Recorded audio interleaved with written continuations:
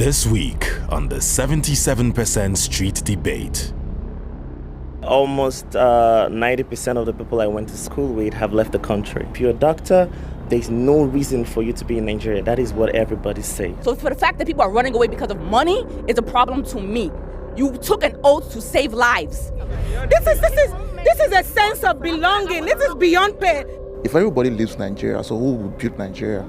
Come to Nigeria, get the knowledge over there, come back and create opportunity. I don't agree because hope is not a strategy. You don't hope, you keep hoping for 60 years. We have people in power who are not concerned about the people, they are concerned about their pocket. Why aren't people able to get what they need from this country? Well, that's a very tough question. That's why I'm asking you.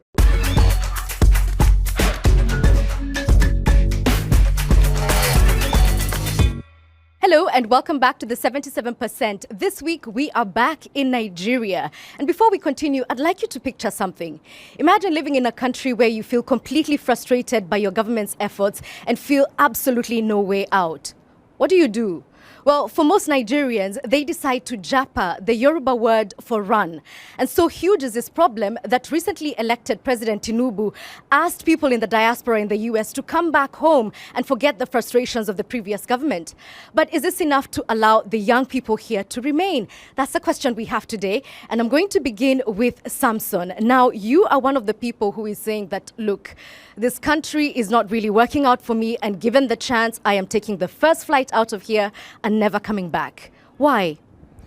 So I'm a digital entrepreneur. I think about me having solutions to many problems and then still trying to battle with infrastructure, thinking about power, thinking about my internet, thinking about infrastructure that will help me do many things. I wouldn't want to do that.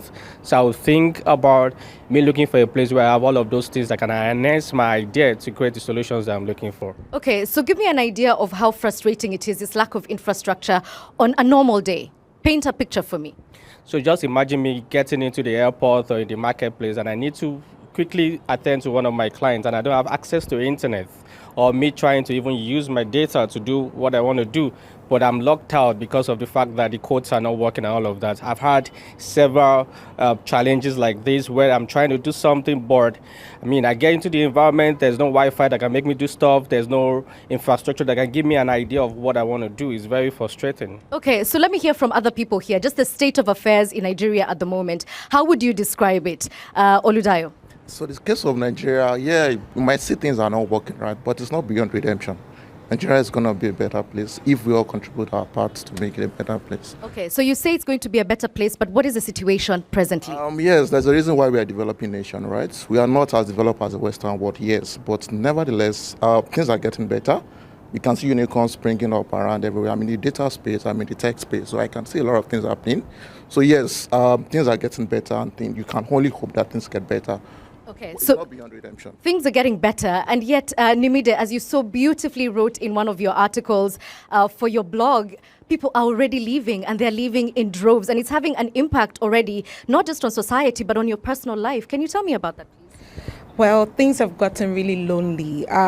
Typically, you have to work. I normally run a very tight schedule. I love friendships. And I would be able to say on Monday, I'm hanging out with this person, I'm hanging out with that person. On Friday, but the shortage of friendships and the shortage of things to do it has really been on an increase. Beyond that, I also understand why people are leaving. The thing about living in Nigeria is that the paradox is that there's a lot of individual brilliance, right? But it doesn't translate to anything collectively because like he rightly said, there's no structure, there's no infrastructure in place. So people want to take that brilliance and take it to a country that works, a structure that works. And you can't blame them.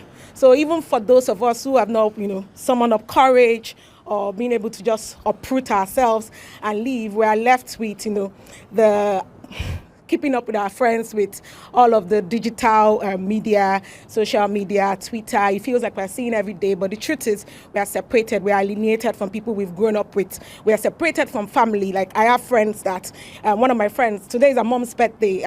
She's literally the only child and she doesn't even know when she's going to see her, right? And it's just happening like that. We talk about the impact it has on youth, but there's also impact on the parents you're leaving behind. The people that you don't know when they're going to fall sick. Things are really bad. You don't know know if the next time you're coming into Nigeria is to bury your mom or to bury your dad. So it's really painful. Yeah, but you said that you understand why they're leaving. By the way, how many people have friends who've japaed? Let me see by show of hands. That's everyone. That's everyone. Okay, so let me talk to Dr. Dapo here, because he is actually working very closely with the permanent secretary here in Lagos for the Youth Commission, correct? So if Lagos and Nigeria indeed is one of the biggest economies in Africa, why aren't people able to get what they need from this country? Well, that's a very tough question. That's why I'm asking you. One challenge we have is the number of people compared to the resources that we have in this country, and also management of that resource. We're a low middle income country, so we can't actually compare ourselves fully with the Western world, which is also a high income country. So I think it's natural that people move to places where there's a greener pasture. What I find a bit disturbing is the number of people. Exactly. And just for the information or for the benefit of our audience, a recent report stated that nearly 70% of Nigerians actually would want to leave this country to live elsewhere. But not everybody does. And in fact, some people want to return. And that's the story of Antoleki here. Tell us more. Yes, I'm actually a Rakba. I wasn't born in Nigeria. So what is Rakba? Coming back. I wasn't born in Nigeria. I didn't go to school in Nigeria. I didn't do anything at Nigeria. I came to Nigeria for the first time when I was 20. And then, so on and off, I've been in Nigeria for 10 years, and I have absolutely no intention of ever moving back to America. And it's intriguing because Samson here mentioned something that is the problem to me. He said that he's a problem solver. So I don't understand why a problem solver would be leaving a place that has problems. We need his talents. And that's my issue with Japa. People can travel and do whatever the heck they want to do, but it is our quality individuals are leaving, and that is what the problem is. By all means, go and travel abroad, go to school, have university experiences, but please bring those experiences back. Okay. Hey, whoa. All right. Basically, for me, the word Japa has a literal meaning and a figurative meaning. So literally in Yoruba, it means to run away. And when you say someone is running away, something is chasing you, right? And most of the time, it's like you don't have a particular purpose or a reason. You just want to run. If something happens here, everybody just runs. Everybody just disperses. There's no particular direction. But then there are some Nigerians who still have hope in Nigeria and come in the figurative part, which is you're moving with a purpose. There are Nigerians who intend to go and come back. There are Nigerians who go to improve themselves personally and professionally to come back. And there are lots of them who have come back to create opportunities for other people. So Nigeria is a developing country, right? But then there are countries that have more resources, more infrastructure than we have. And it's not a big deal if some persons want to go, get better, and come back. At the same time, you can't also stop people from wanting to go and not come back. It still ends up with every individual opinions and choices at the end of the day. Okay, so I want to talk to Dr. Fola for a second, because you're a doctor and then also, interestingly, a visual artist. I have no idea how you manage those two schedules. I can barely keep mine up. So your industry, medicine, is one of the worst affected by Japa, at least from the reports that we're hearing. Tell us a little bit about that. Are you seeing an impact? Almost 90% of the people I went to school with have left the country. Wow. There's something about being a medical doctor that Nigeria is really failing at. If you go to other countries, Western countries, there's this huge amount of respect, and there's a care that's given to medical doctors that we do not have here. The fee is very bad, the living conditions very bad, and if you break down what the government is giving to the doctors in the country here, it's really bad. I have a lot of hope for the new regime, hoping that things will change for sure. I'm also hoping that my colleagues will also come back to the country when they've developed themselves and all that. But most people just want to run. If you're a doctor, there's no reason for you to be in Nigeria. That is what everybody says. Okay, let me come back to Oludayo here for a second, because you said that, things are bad, but there's no reason to go. When you hear Dr. Fallo speaking, I mean, surely those two worlds don't belong together. So I'm not saying there's no reason to go, right? But if you are going, what's your intention? If everybody leaves Nigeria, so who will build Nigeria? That's the truth. We all have to go. Yes, you can go get the knowledge and come back and build Nigeria. come and cause disruption in Nigeria. Yes, there's a problem, right? But in the face of problem, when you solve the problem, you create opportunity. Come to Nigeria, get the knowledge over there, come back and create opportunity in Nigeria and make Nigeria a better place. Okay. I don't agree because hope is not a strategy. You don't hope, you keep hoping for 60 years. We have people in power who are not concerned about the people, they are concerned about their pockets. Imagine me get out of the country, get out the knowledge, come back, and I'm being sabotaged, I'm being killed just because I need to strike a deal with someone in government to make my idea come to reality. I mean, we're talking about a country where you can literally not say what will happen the next time. No security, no infrastructure. And you're telling me that I should go... No. I'm not saying that all the countries are not like that. I'm saying that there are things that I should be certain about. There are things that should be norm for me, provided by the government. That's the reality of what we are talking about. Give me a second, because Nimide had wanted to say something. Yes, and I also think that you can't discount the fact that the problems in Nigeria are very institutional. People leave this country. I have friends who have left this country, and in 3 years they have houses because there's mortgage systems. We don't have that in Nigeria. We do not have that in Nigeria. And it's even if we do, it's accessible. I think that we come from a place of... I think that we're coming from a place of privilege. If you think that let's listen to... I think that it comes from a place of privilege. If you think that a normal person can access the things that you say that is... No, it is not.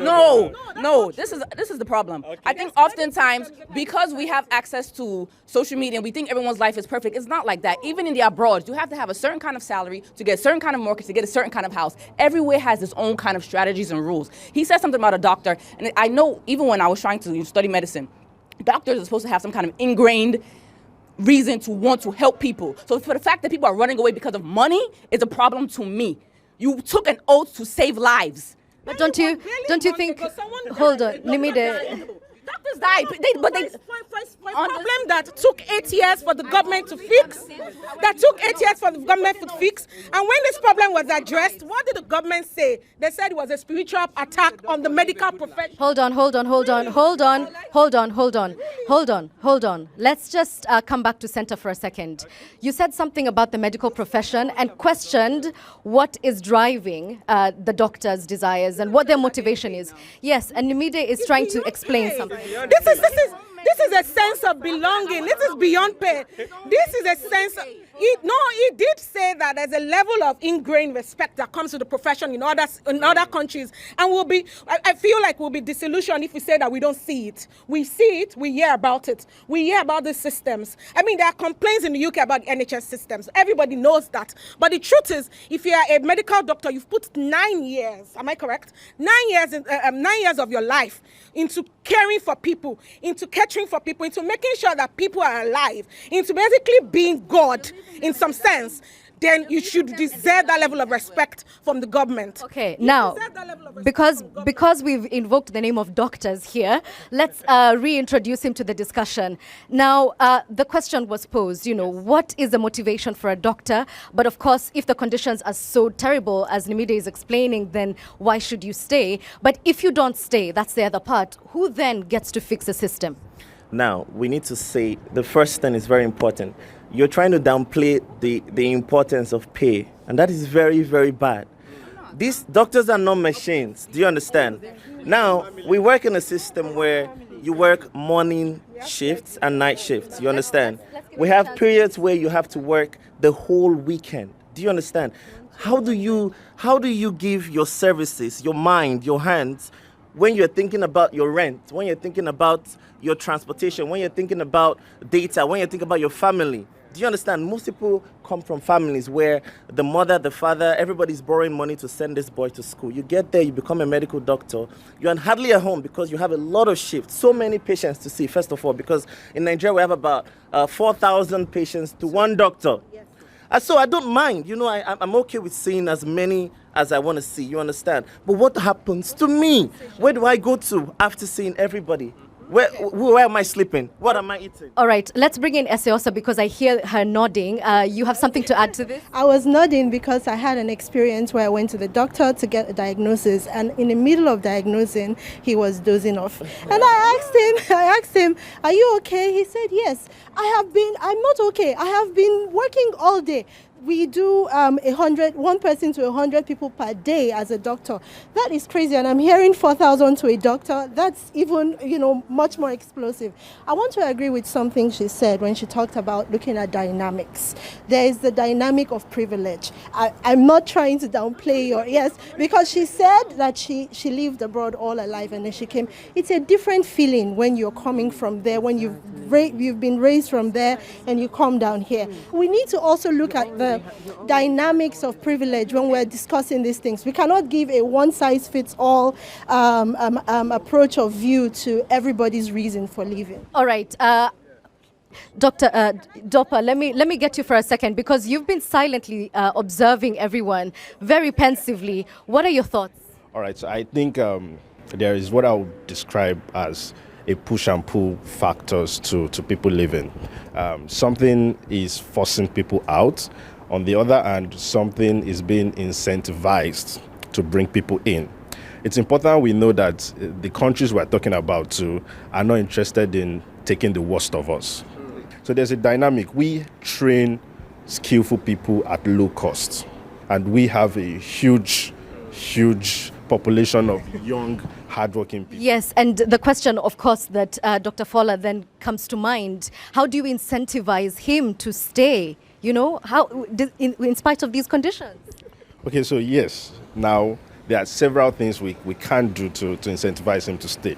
Firstly, we have to answer the question of our love for country. Every citizen of every country should be primarily interested in their country, first of all. Then secondly, there are things that the government can do to make life a bit better for people, which is also what I believe that we should be clamoring for. Okay. Not necessarily, because again, we have to look at being resourceful. You cannot have somebody have an opportunity to practice somewhere in the United Kingdom and the person would naturally want to be here. The person would obviously want to live for something better because that's the normal human tendency. Okay. Please, go ahead. Let me just say this. I am not against people leaving. By all means, do what you want to do. But I'm often hearing some things like, that side is amazing. And it is not. First and foremost, we need to look at the color of our skin. I'll say it here. Being black and being abroad is not friendly. In America, I was American. I was black American. So now that's even different than being an immigrant in America. It's an extremely different experience. Everyone should go and have a blast, but those stories we hear about people living abroad and how they feel, they are very valid and true. So by all means, if you rather deal with racism over tribalism, go and have a blast. But I don't want people to think that automatically once you go, it's going to be amazing. Even if you are that skilled, excellent talent, you will still face challenges. So my charge is that if you're going to go, please just take those resources and please bring them back to Nigeria. We need it. Okay. That's it. We need it. There was another statement here from the back. Let's see. I just want to say I would rather be discriminated against in a foreign country than be killed in my own country. And then you don't have to do nothing to be killed in Nigeria. There's something called don't let Nigeria, it's a phrase, don't let Nigeria happen to you. And what that means is don't let the system fail you. And I think a lot of people are leaving because Nigeria has failed one too many people.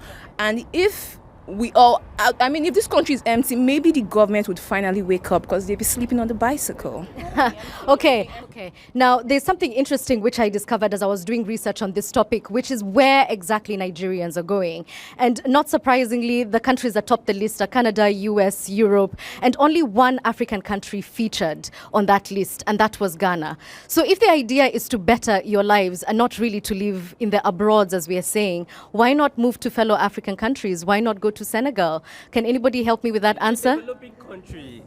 I'm sure you know what is happening currently in Ghana. You know the situation in Ghana currently is a developing country. Yes, true. Right. But so if you're telling me that the problem is infrastructure, internet, access to healthcare, there are many African countries which can support you in those fields. Okay, so tell me one or two of the countries. Kenya is one of them. Okay, yeah, I agree with you. So I'm not saying that remember that I didn't mention. I'm just trying to figure out if it's a fantasy about living in a Western world or if it's about truly improving your life. You had a point and then I'll come to you.